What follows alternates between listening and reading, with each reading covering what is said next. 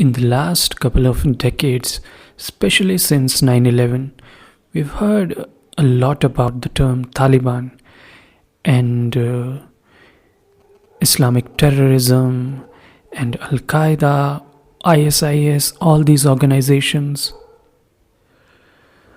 And we have heard a lot of news about these organizations, their operations, the kind of terrorism they've been spreading. But for a large number of people, that's it. They don't know much beyond the story of these terrorist organizations. Where do they come from? What's the ideology like? And what are they exactly trying to achieve? Are they political organizations or religious organizations? And all these questions matter because they've had significant impact on the geopolitics of the world. In fact, in many cases, the national politics as well, how countries would deal with these militant or terrorist organizations. So that has been the conversation. At the same time, going forward in the future, a lot of people don't understand what to do about it. These organizations, they keep reappearing, and then sometimes people from one organization move to another, and eventually you just see that there is a lot of radical Islamic organizations that you find all over the world. What's really the politics behind it, and what's really the story behind these organizations?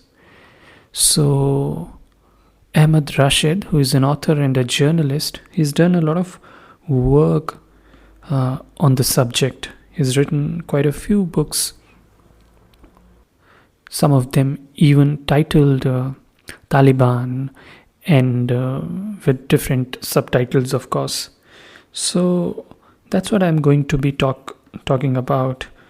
The one book called Taliban, with the subtitle The Power of Militant Islam in Afghanistan and Beyond. And this book really traces the roots of Taliban and its related terrorism in Afghanistan, and how does the organization operate at the ground level, what exactly it is trying to achieve, where does it come from. And if we understand these puzzles well, we can make significant progress in terms of solutions. So I would recommend that you read these works and make really good analysis. You understand the subject well before you come to any conclusions, any sweeping remarks about a society or a religion or a culture, one way or the other. So that's the idea. And now I'm going to read some initial pages from this book, which really lay the foundation of the subject. So let's start. On a warm spring afternoon in the southern city of Kandahar, Afghanistan, shopkeepers were pulling down their shutters in preparation for the weekend. Heavy-set Pashtun tribesmen with long beards and black turbans tied tightly around their heads made their way through the narrow, dusty alleyways to the city's football stadium just beyond the main bazaar. Children, many of them orphaned and in rags, ran up and down the alleys, gesticulating and shouting with excitement at the thought of the spectacle they were about to witness. It was March 1997, and for 2.5 years, Kandahar had been the capital of the fierce Taliban Islamic warriors who had conquered 2/3 of Afghanistan and were now battling to conquer the rest beyond the country. A handful of Taliban had fought the Soviet Red Army in the 1980s. More had fought the regime of President Najibullah, who had hung on to power for 4 years after Soviet troops withdrew from Afghanistan in 1989.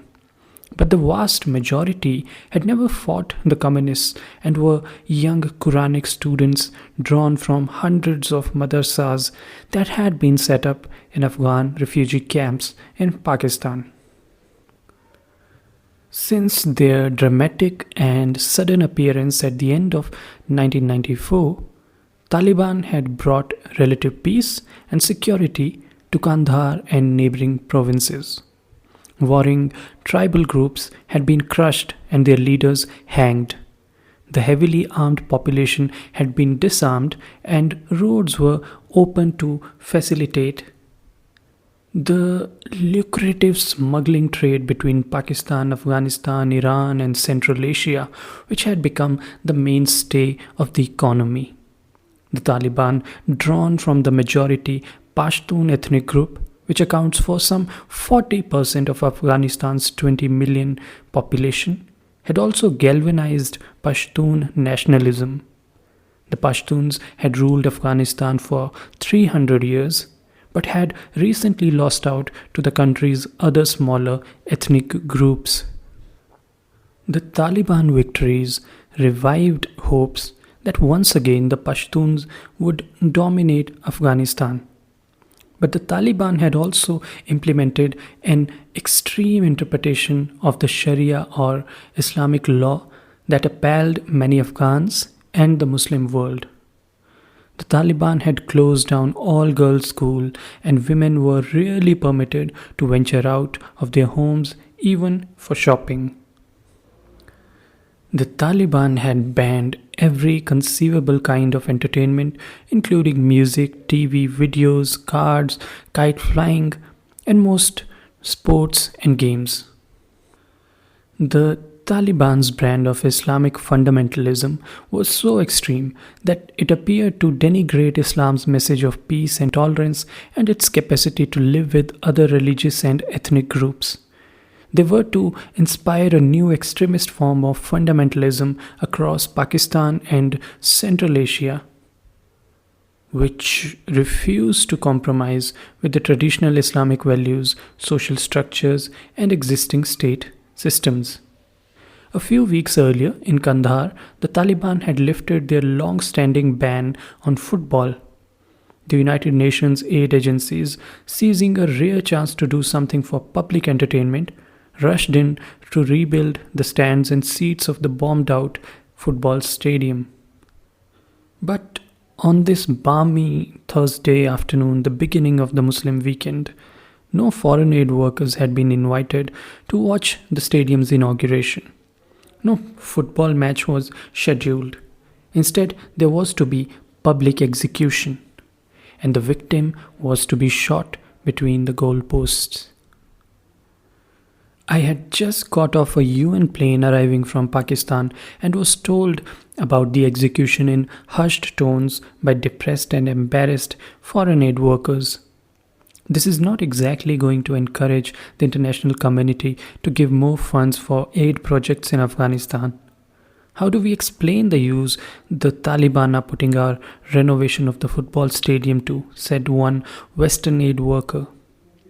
They also looked nervously at my colleague Gretchen Peters, an American journalist.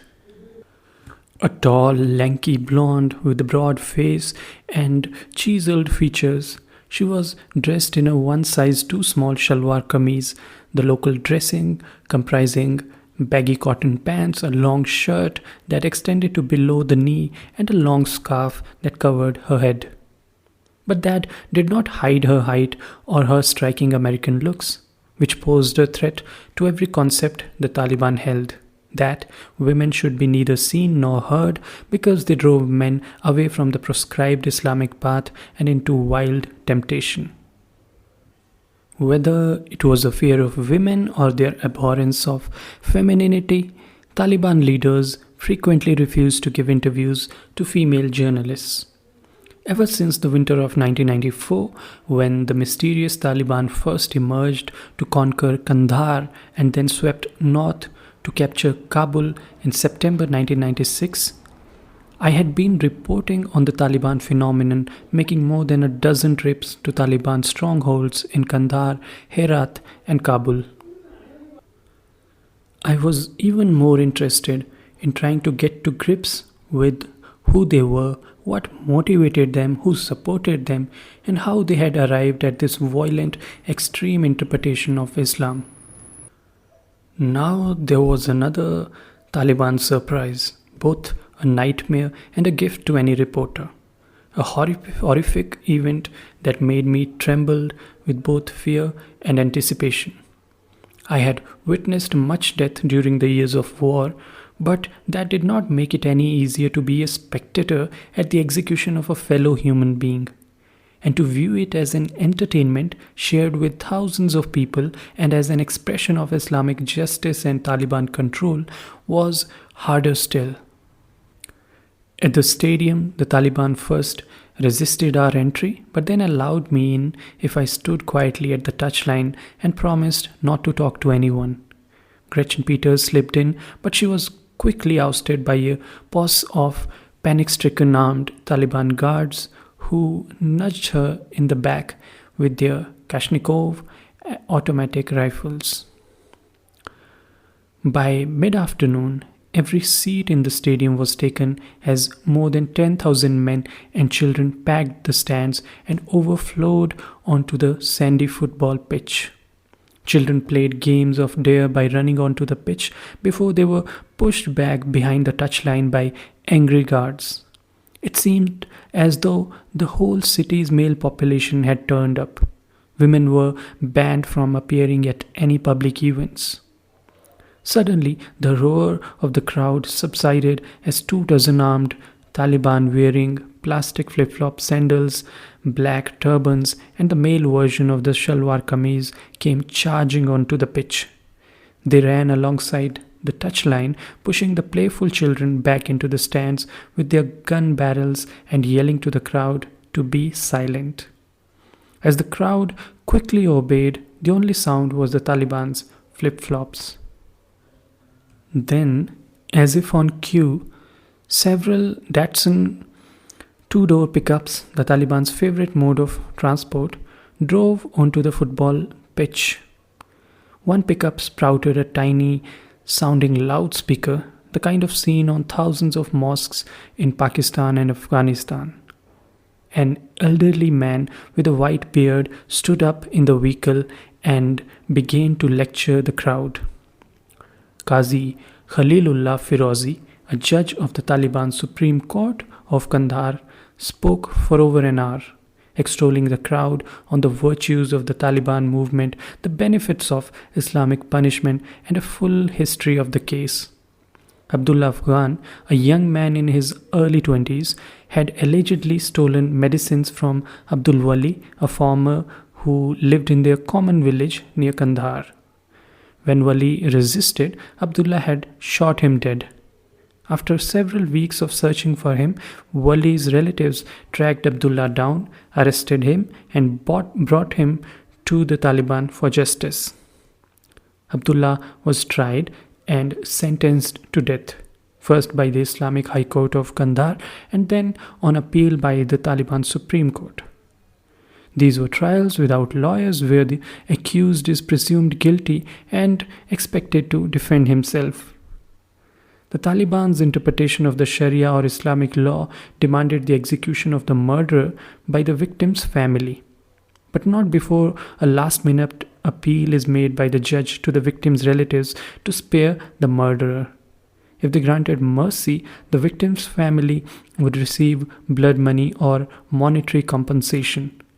But how much of this interpretation of Islamic law by the Taliban is owed to the Sharia and how much is owed to the Pashtun tribal code of behavior or Pashtun Wali is what is disputed by many Muslim theologians both inside Afghanistan and beyond. By now, some 20 male relatives of the victim had appeared on the pitch and the Qazi had turned to them. Raising his arms to the sky, he appealed to them to spare the life of Abdullah in exchange for blood money. You will go to Mecca 10 times if you spare this man. Our leaders have promised to pay a huge sum to you from the Baitul Mal if you forgive him. He told the relatives. As the relatives all shook their heads in refusal, the Taliban guards pointed their guns at the crowd and warned that they would shoot anyone who moved. There was silence in the stands. Abdullah, who had been seated throughout the proceedings in another pickup guarded by armed Taliban, was now let out. Wearing a bright yellow skull cap and new clothes, his feet shackled with heavy manacles, his arms chained behind his back, he was told to walk to the goalposts at one end of the stadium. His legs visibly shook with fear as he shuffled across the pitch, his chains clanking and glinting in the sunlight. When he reached the goalposts, he was made to kneel on the ground with his face turned away from the crowd. A guard whispered to him that he could say his last prayer. A guard handed a Kalashnikov to a relative of the murdered victim. The relative swiftly stepped up to Abdullah, cocked the automatic, and from a few feet away shot him 3 times in the back. As Abdullah fell onto his back, the executioner moved alongside his twitching body and at point-blank range pumped 3 more bullets in his chest. Within seconds, his body was thrown into the back of a pickup and driven away. The crowd quickly and silently dispersed. As we drove back into town, thin silvers of smoke arose from the bazaar as tea stalls and kebab stands lit up for their evening trade. A mixture of fear, acceptance, total exhaustion, and devastation after years of war and more than 1.5 million dead have forced many Afghans to accept the Taliban ways of justice. The next day, in a village near Kabul, a woman was stoned to death by a baying crowd after being sentenced for trying to flee Afghanistan with a man who was not her blood relative. Amputations of either one hand or one foot are common Taliban punishments for anyone caught stealing. When they captured Kabul in September 1996, to be initially welcomed as liberators, many Kabulis and the world turned away in disgust after the Taliban tortured and then publicly hanged former President Najibullah, the ex-communist strongman, who for 4 years had been living in a UN compound under UN protection. Since the end of the Cold War, no other political movement in the Islamic world has attracted as much attention as the Taliban in Afghanistan. For some Afghans, the Taliban created hopes that a movement led by simple Islamic students with an agenda of bringing peace to the country might succeed in finally disposing of the warlord factions which had devastated people's lives since the communist regime in Kabul had been overthrown in April 1992. Others feared that the Taliban movement would quickly degenerate into one more warlord faction determined to thrust despotic rule upon the hapless Afghan people.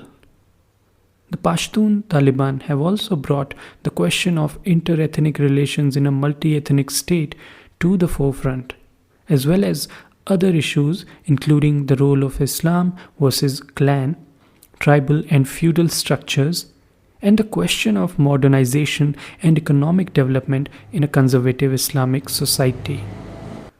Understanding the Taliban phenomenon is made even more difficult because of the excessive secrecy that surrounds their political structures, their leadership, and the decision-making process within the movement.